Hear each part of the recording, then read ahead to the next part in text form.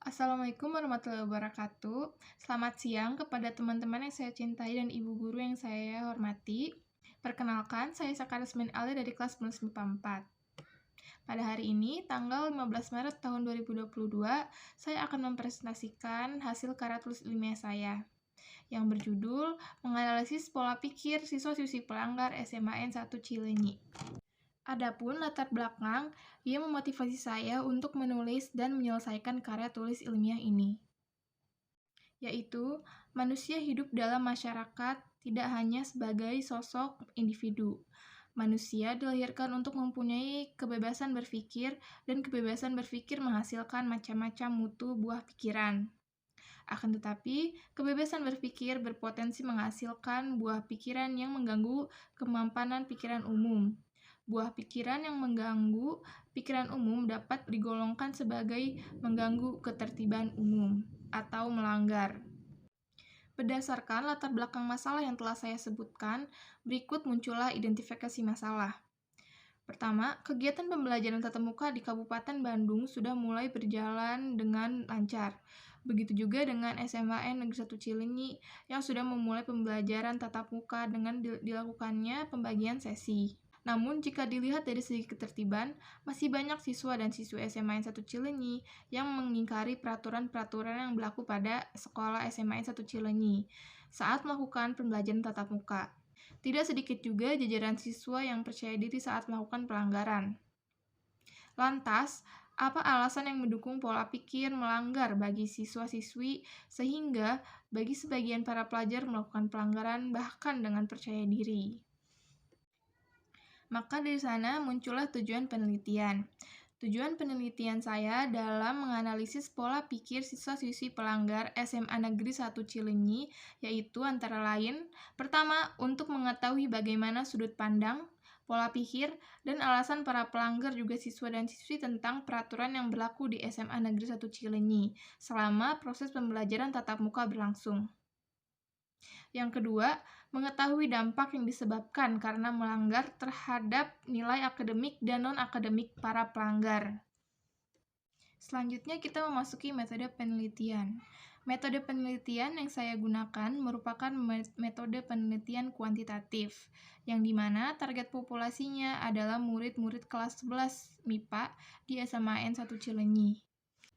Teknik pengumpulan datanya yaitu menggunakan angket atau kuesioner yang berbasis Google Form, yang akan saya isi pertanyaan-pertanyaan lalu saya bagikan menggunakan WhatsApp. Berdasarkan angket berbentuk Google Form yang telah saya bagikan, terdapat 27 responden, dan terbentuk pula 4 data berbentuk diagram. Masing-masing diagram berisi pertanyaan yang berbeda-beda, dan menghasilkan jawaban yang berbeda-beda pula. Pada diagram pertama terdapat pertanyaan, apakah kamu pernah dicegat atau diberhentikan oleh siswa-siswi penegak tata tertib sekolah? Yang menghasilkan presentasi jawaban, 48,1% atau 13 dari 27 orang menjawab ya. Sedangkan 51,9% atau 14 dari 27 orang menjawab tidak. Dapat disimpulkan bahwa hampir dari setengah responden pernah diberhentikan oleh penegak tata tertib sekolah atau mereka pernah melakukan pelanggaran. Pada diagram kedua, terdapat pertanyaan, apa perasaanmu ketika diberhentikan atau dicegat oleh murid penegak tata tertib sekolah? Yang dimana menghasilkan dua presentasi jawaban.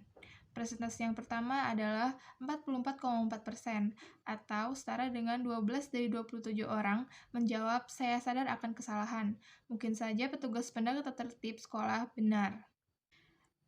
Sedangkan presentasi kedua adalah 55,6%, yang artinya 15 dari 27 orang menjawab netral dan tidak mempengaruhi minat belajar saya. Dapat disimpulkan bahwa hampir kebanyakan dari responden menganggap bahwa ketika mereka diberhentikan oleh penegak tata tertib sekolah, mereka merasa tidak peduli atau merasa tak acuh akan kesalahan mereka.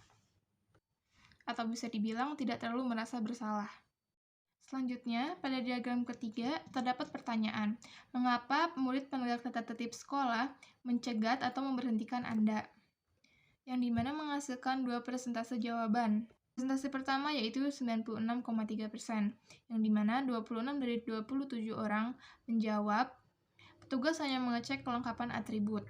Sedangkan presentasi kedua yaitu 4,7%, yang dimana 1 dari 27 orang menjawab saya diberhentikan karena melanggar peraturan sekolah.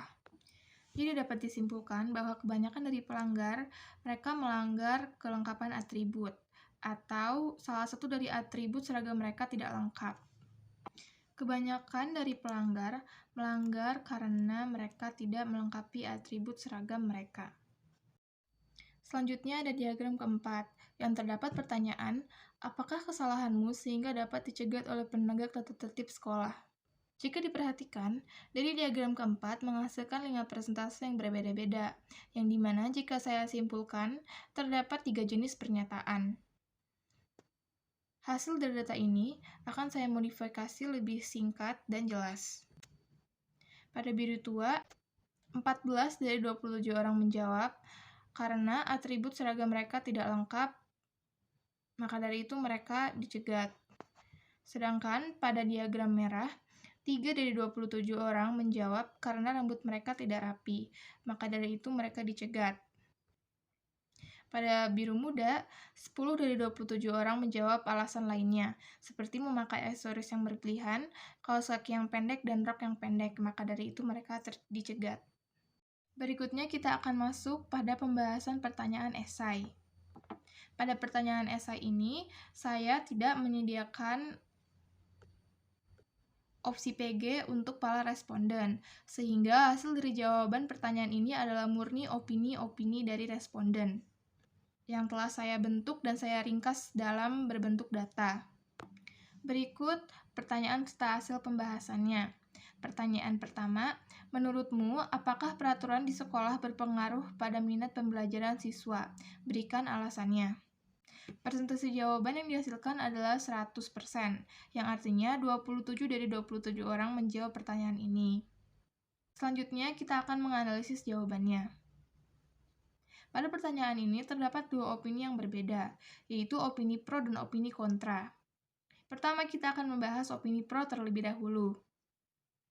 Pada hasil presentasi opini pro, dari jawaban pertanyaan ini adalah 18,5% atau 5 dari 27 orang menganggap bahwa peraturan yang ada di sekolah berpengaruh pada minat belajar siswa. Alasan responden pun berbeda-beda atau beragam. Jika dianalisis, kebanyakan dari responden beropini bahwa seharusnya ada beberapa dari peraturan sekolah yang seharusnya tidak perlu dipermasalahkan lagi. Contohnya adalah masalah rambut. Dari 5 responden, diantaranya beropini bahwa pada zaman ini peraturan untuk kerapihan rambut tidak diperlukan dalam lingkup belajar lagi. Siswa dan siswi seharusnya bebas mengekspresikan diri mereka sendiri dalam masa-masa mencari jati diri. Banyak dari responden pro yang beropini bahwa di SMA Negeri 1 Cilinyi sendiri mempunyai banyak peraturan yang tidak ada kaitannya dengan pengaruh pembelajaran, seperti wajib menyikat rambut pada saat jam pelajaran yang tidak terlalu berpengaruh pada pembelajaran, justru malah merusak mood siswi saat kegiatan pembelajaran berlangsung. Itulah beberapa respon pro pada pernyataan yang tercantum di atas. Jika saya simpulkan, ketika zaman mulai berubah dan dunia pendidikan juga mulai berevolusi, maka peraturan sekolah pun juga ikut berevolusi sedikit demi sedikit. Opini pro pada pernyataan di atas merupakan salah satu bentuk revolusi peraturan pada bidang peraturan sekolah. Jika dulu mengekspresikan diri dengan gaya rambut di sekolah adalah hal yang tabu, sekarang justru hal-hal itu adalah salah satu peningkat semangat belajar siswa dan siswi. Selanjutnya kita akan masuk pada opini kontra. Hasil persentase dari pertanyaan di atas adalah 81,4%, atau 22 dari 27 orang menganggap bahwa peraturan yang ada di sekolah sama sekali tidak berpengaruh pada minat belajar siswa. Alasan responden pun beragam-ragam. Jika digarisbawahi, alasan dan opini mereka justru lebih realistis. Peraturan dibuat untuk menjadikan sekolah aman dan nyaman, adalah salah satu kutipan yang saya ambil dari hasil kuesioner. Jika dianalisis, kebanyakan dari audiens kontra yang beropini bahwa peraturan sekolah itu dibentuk dan dibuat untuk suatu tujuan tertentu. Dan memang sudah harus ditaati untuk kelancaran kegiatan belajar mengajar. Manusia adalah makhluk yang terikat oleh hukum dan peraturan, norma juga tata tertib yang berlaku. Maka dari itu pula, kita harus siap dengan segala konsekuensi yang ada. Rata-rata dari opini responden. Kebanyakan dari responden kontra tidak mempermasalahi adanya aturan yang berlaku pada sekolah saat ini. Peraturan tidak begitu berpengaruh pada kegiatan belajar mereka, lebih cenderung berpikir dengan aliran rasionalisme dan dualisme. Rasionalisme adalah cara berpikir bahwa akal adalah satu-satunya sumber pengetahuan yang bisa dipercayai, sedangkan dualisme adalah aliran berpikir bahwa realistis itu terdiri dari dua akar yang berlainan, bertolak belakang, dan tidak bisa dihilangkan. Jadi dapat penulis simpulkan bahwa dari opini-opini responden kontra yang banyak yang berpikir lebih rasionalis dan berdasarkan logika, bukan menuruti zaman yang telah berkembang. Aturan memanglah dibuat untuk ditaati dan dipatuhi, dan aturan berlaku di kalangan makhluk yang beradab. Murid-murid tidak perlu mempermasalahkan aturan yang ada di lingkungan sekolah tersebut, karena murid-murid yang hidup di lingkungan sekolah juga haruslah menaati peraturan yang ada di lingkungan sekolah tersebut. Selanjutnya kita akan masuk ke kesimpulan penelitian. Adapun kesimpulan telah saya garis bawahi. Yang pertama adalah alasan murid melakukan pelanggaran beragam. Akan tetapi alasan yang paling utama adalah kelalaian mereka dalam memperhatikan peraturan. Banyak dari murid yang menyepelekan peraturan karena mereka menganggap bahwa peraturan sekolah itu sudah kuno. Pada akhirnya mereka tidak acuh pada peraturan. Padahal ternyata melanggar peraturan berpengaruh pada penilaian akademik murid. Yang kedua, ketika zaman mulai berubah dan dunia pendidikan juga berevolusi, maka peraturan sekolah pun juga ikut berevolusi sedikit demi sedikit. Tidak sedikit murid-murid menganggap peraturan-peraturan yang ditetapkan sekolah adalah kuno. Yang terakhir adalah, berdasarkan hasil penelitian di atas, begitu banyak pola pikir yang dipakai oleh murid-murid yang ternyata ketika mereka melakukan pelanggaran, tidaklah selamanya mereka butuh validasi atau hanya sekedar iseng. Tapi juga tidak sedikit murid yang melakukan pelanggaran untuk validasi-validasi publik. Itulah yang bisa saya sampaikan. Terima kasih kepada Ibu Guru yang telah membimbing saya dalam proses dan pembuatan karya tulis ilmiah ini. Juga saya ucapkan terima kasih kepada teman-teman sekalian yang telah berpartisipasi dalam mengisi angket dan membantu saya dalam menyelesaikan karya tulis ilmiah ini. Saya ucapkan maaf bila ada kesalahan kata dalam presentasi karya tulis ilmiah ini. Maka dari itu, saya mengharapkan kritik dan saran dari Ibu Guru dan teman-teman sekalian. Terima kasih atas waktunya karena telah mau menonton dan mau meluangkan waktu untuk menonton presentasi karya tulis ilmiah ini.